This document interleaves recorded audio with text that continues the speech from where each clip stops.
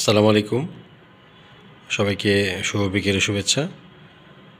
একটি প্রয়োজনীয় ভিডিও নিয়ে আসার আপনাদের হাজির হলাম। যারা আমরা অনেকেই আসলে জিনিসটা মনে মনে চাচ্ছিলাম বা খুঁজছিলাম। একসময় আমরা অ্যাড দেখতাম যে আসলে আইটপ আপ বা কীভাবে ব্যালেন্স ট্রান্সফার, ফান্ড ট্রান্সফার আমরা আসলে করে থাকতাম বিভিন্নভাবে।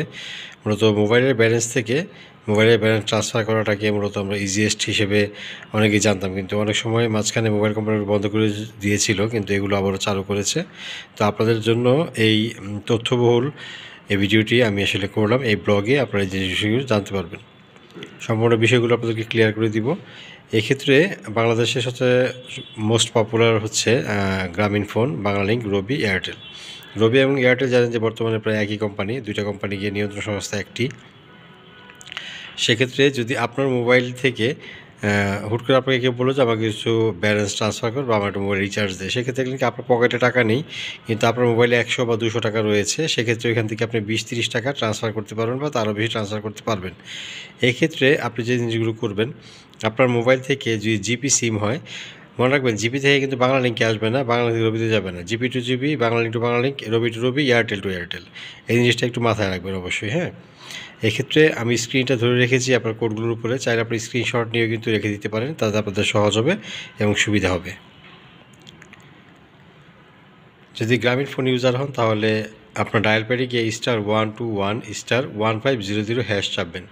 চাপার পরে আপনি যখন সিম দিয়ে কল করবেন তখন অপশন আসবে অনেকগুলোই। আপনি সেখানে দেখবেন যে লেখা আছে ব্যালেন্স ট্রান্সফার 2তে থাকবে। সেক্ষেত্রে ব্যালেন্স ট্রান্সফারে নক করলে আপনাকে তখন আপনার গ্রামীণ ফোন নাম্বারটি চাইবে, যে নাম্বারটিতে আপনি দিতে চান, তখন যে নাম্বারটি দিয়ে আপনি সেন্ড করবেন। ওইখানে আপনাকে একটি 4 সংখ্যা 5 সংখ্যা একটা কোড দিবে তারা, সেই কোডটা আপনাকে পিন নাম্বারের জায়গায় বসাতে হবে এবং বসিয়ে সেন্ড করলে উনি পেয়ে যাবেন। ঠিক অনুরূপভাবে বাংলালিংকে *100#, রবিতে *140*6*1#, এয়ারটেলও সেম *40*6*1#।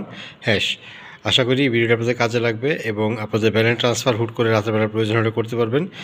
এবং যারা এই ভিডিওটি দেখে উপকৃত হবেন তারা অবশ্যই চ্যানেলটি সাবস্ক্রাইব করবেন, পাশে থাকবেন এবং যে কোনো তথ্যের জন্য ইচ্ছে করলে আমাদেরকে নক করতে পারেন। চ্যানেলটি সাবস্ক্রাইব করতে ভুলবেন না, পাশে থাকবেন।